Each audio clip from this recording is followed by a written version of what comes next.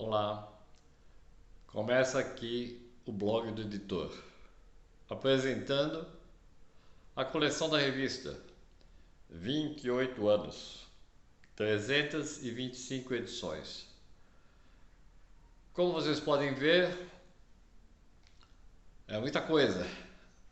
E o que eu quero destacar, antes de começar o blog de verdade, é que de todas essas publicações, até a edição que vocês podem ver amarela, que é de 2012, nada tinha sido digitalizado, apenas as revistas em seguida, está aqui no canto direito. Essas 90 edições, vocês podem ler totalmente aqui no site, lá no canto direito. Basta clicar em ler revista digital. Mas todas essas outras revistas, outras 230 edições, desde a primeira aqui à esquerda, em outubro de 93, até novembro de 2012, não há como disponibilizar.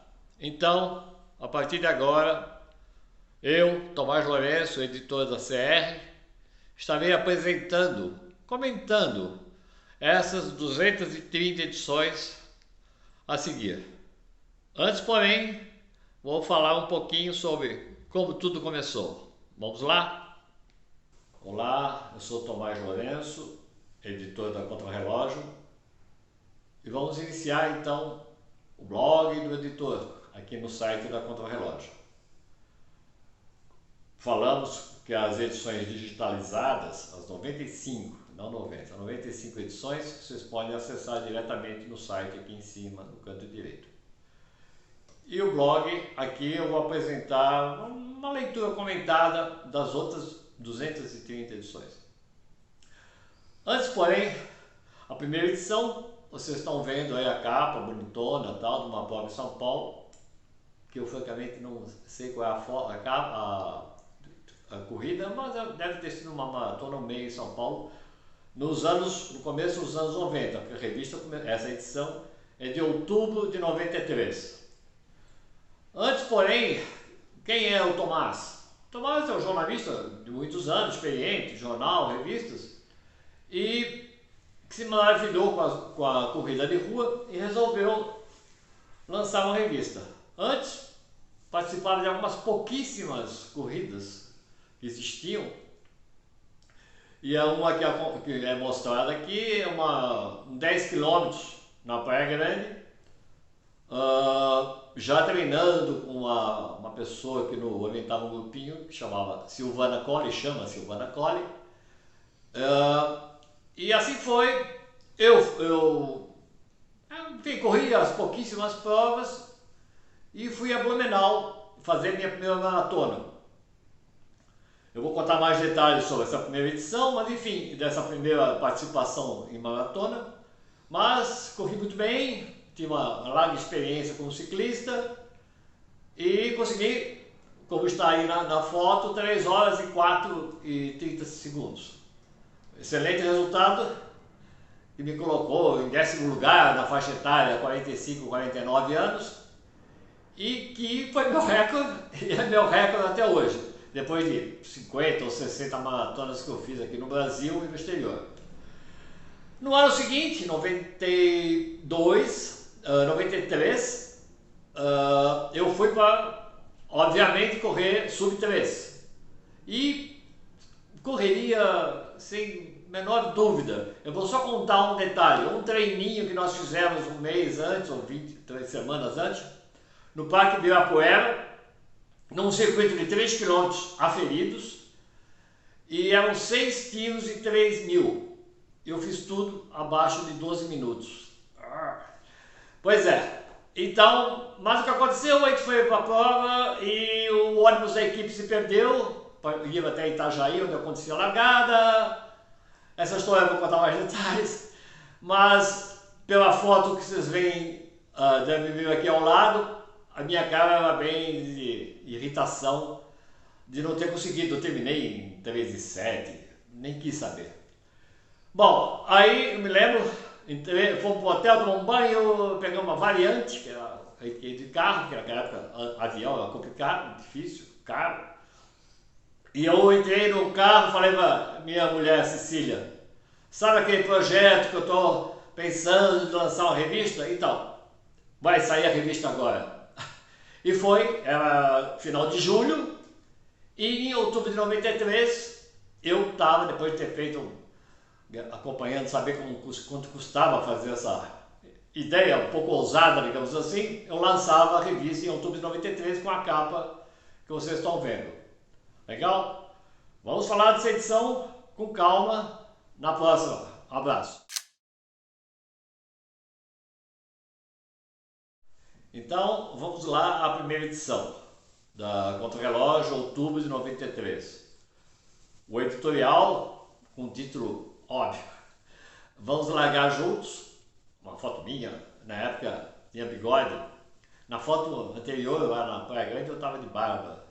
Aí foi caindo, eu fui cortando e aí usei muito tempo o bigode, até que mudei o layout.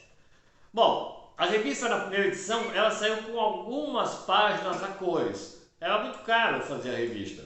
Então eu optei por fazer, como eram cadernos, então a capa e a contracapa, ou as capas, como se fala em revista, eram a cores, e o caderno inicial, que também é o caderno final, por uma questão de montagem da revista. Então, no sumário aparece uma foto da Ação Silvestre, falando que ela vai acontecer. Nós estamos em outubro de 93 e a revista, obviamente, foi fechada em setembro, sempre um mês antes.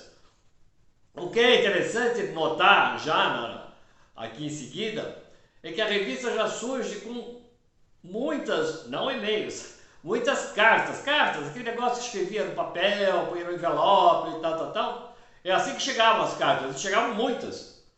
Todo mês chegavam 10, 20, a gente escolhia algumas, como estão algumas aqui, já com apelo para que a pessoa participasse, mandando sugestões, comentários, críticas.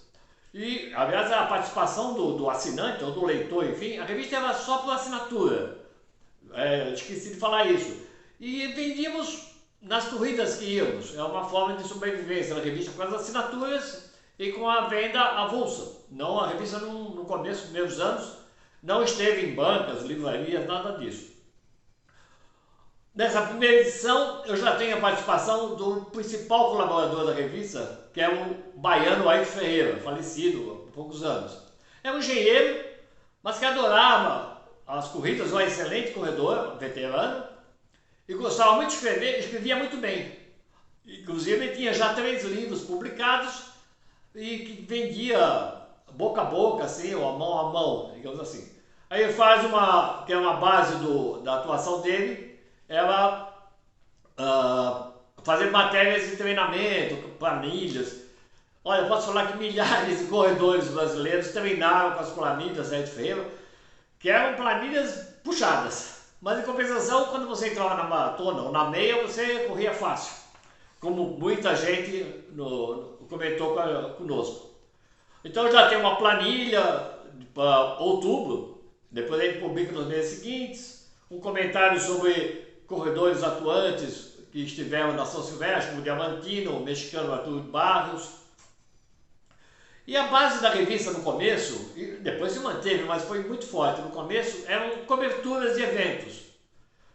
Por quê? Porque a linha da revista sempre foi de valorizar as corridas, o atletismo, digamos assim, e os participantes, obviamente, que eram desvalorizados, ninguém sabia praticamente da existência.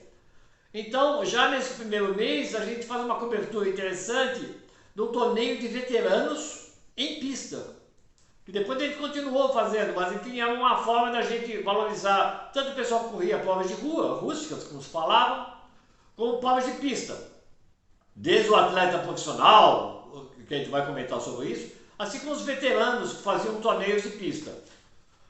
E aí nós temos também uma cobertura, que foi a principal linha de cobertura, que era a cobertura de corridas de rua, isso sempre foi, e principalmente maratonas. E a gente já começa com a maratona de Blumenau, que eu tinha participado e tinha conseguido o recorde, como a gente comentou anteriormente. Teve vitória do Luiz Antônio dos Santos, 2 horas e 12, e da Lete Adão, também outra grande campeã, e foi muito bem. Aí, mas nós tínhamos desde o começo a batalha de conseguir assinantes. Nós temos que lembrar que não tínhamos anunciantes. E eram só assinaturas e vem da música que era menos expressiva ainda.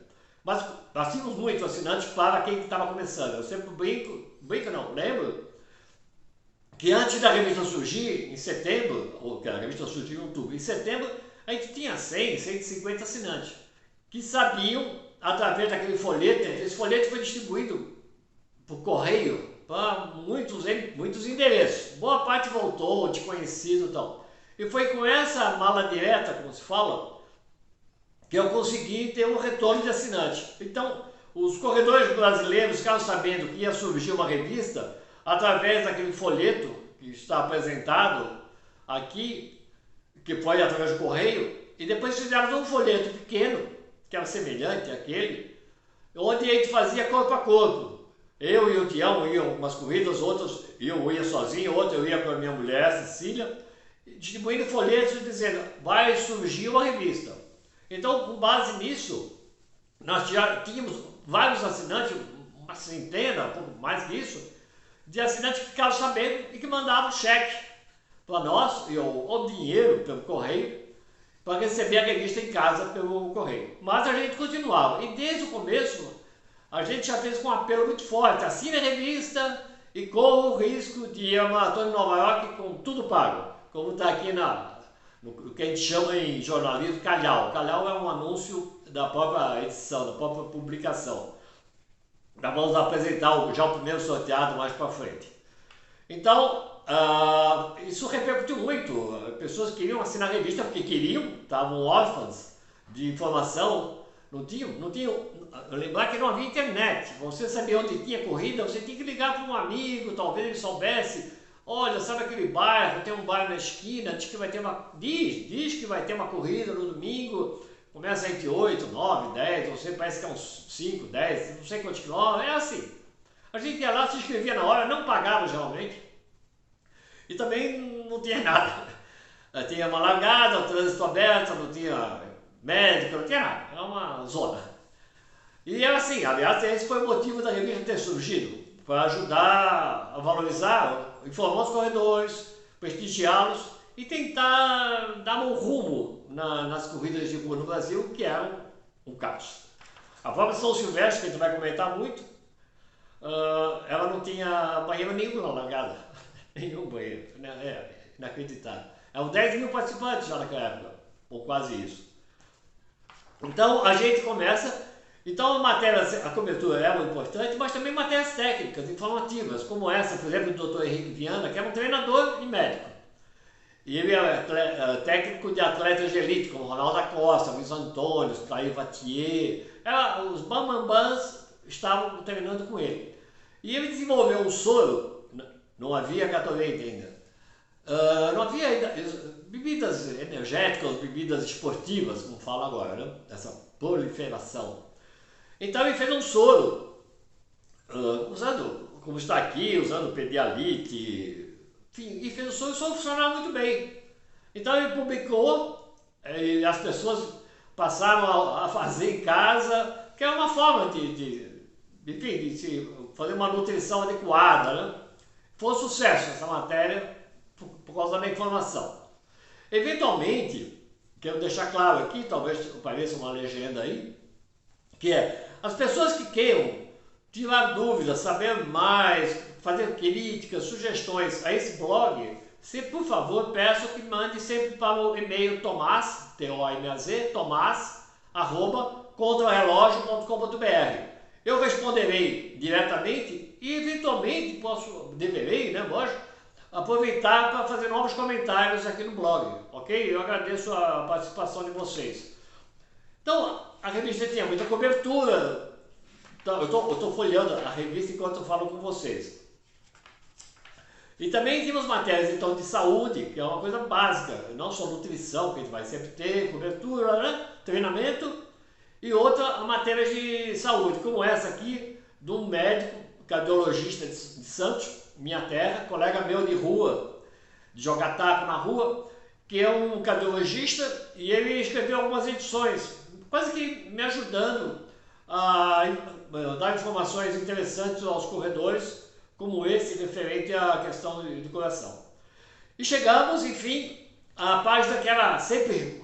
A gente brincava que as pessoas liam a revista de trás para diante.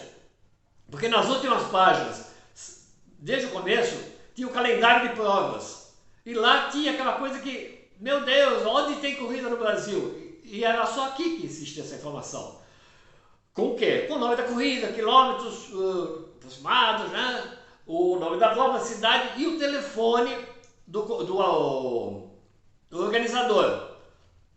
Que eram sempre, não eram empresas, eram pessoas abnegadas que queriam fazer corrida, não tinham objetivo de ganhar dinheiro, nada. Eram o que queriam fazer para agitar o atletismo de rua, né, na sua cidade. E então eram páginas importantíssimas para a revista e para o corredor, né, que ficava informado. E outra coisa interessante é que desde o começo eu tive apoio de corredores que queriam que a revista fosse para frente e tivesse sucesso. Eu destaco então o Toninho, da Cositec, como vocês veem aqui, que ficou anos com seu anúncio sobre cozinhas organizadas. O que tem isso a ver? Mas ele fazia para me dar uma força. Eu acredito até que ele tenha feito alguns projetos de cozinha para alguns corredores. Mas o objetivo era me ajudar, assim como também uma construtora de um outro corredor, que durante muito tempo fazia esse anúncio, valor pequeno, modesto, mas sempre ajudava. Eu estava no começo, não tínhamos anunciantes e tínhamos os assinantes possíveis. Aqui no final, o tal caderno, que tinha cor só no começo e só no final. Uma cobertura uma das únicas provas muito bem organizadas que existiam nos anos 90, que eram as corridas da Corpore, na cidade de São Paulo, e sempre no Parque Ibirapuera, dentro, com 2 voltas. Eles tinham uma vantagem, não tinha trânsito, enfim, alamedas para pedestre, mas já fazia uma prova excelente, com um atendimento médico, largada no horário, percurso aferido, porque já tinha sido aferido mesmo, era fácil, eram 3 km aferidos, então davam 2 voltas, e com uma chegada organizada, o que era raríssimo, mesmo em corrida já com alguns anos, como a gente vai comentar mais para frente. E eu marquei isso porque isso me irritava demais. Muitas corridas aconteciam filas, certo, fila, depois que passa ali, vai. Não, filas antes da linha de chegada, antes, isso é.